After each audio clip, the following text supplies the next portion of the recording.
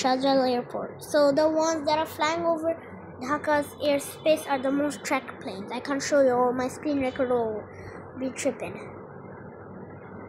And the fire spread right over here. This is our location. Imagine just going to the airport and seeing none. The most tracked are these planes, I think. Plane is the Cathay Pacific one going over Bangladesh's airspace. I'll show you the footages.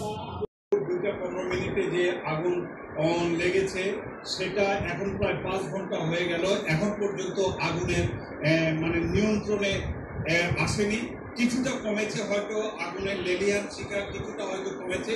দর্শক, আমরা যদি আপনাদের দেখাতে চেষ্টা করি, ক্যামেরাতে যদি দেখানো যায় তাহলে আমরা দেখাতে পারবো যে এই যে ভিতরে যে কার্গো ভিলেজ, যেটা ইম্পোর্টেড কার্গো ভিলেজ, তার ভিতরে এখনো দাও দাও করে আগুন জ্বলছে এবং বাইরে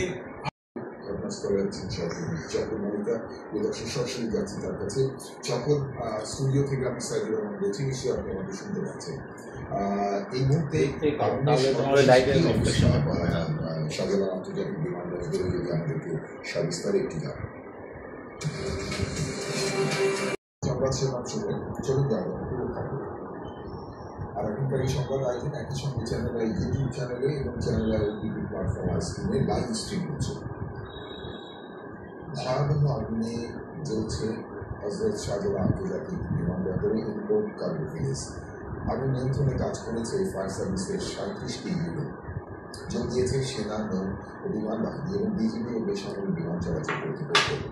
আগুন নিয়ন্ত্রণ করতে গিয়ে 25 আনসার সদস্য আহত হয়েছেন। বিমানবন্দর সব ফ্লাইট চলাচল বন্ধ রাখা হয়েছে। আন্তর্জাতিক ফ্লাইটগুলোর বিকল্প হিসেবে চট্টগ্রাম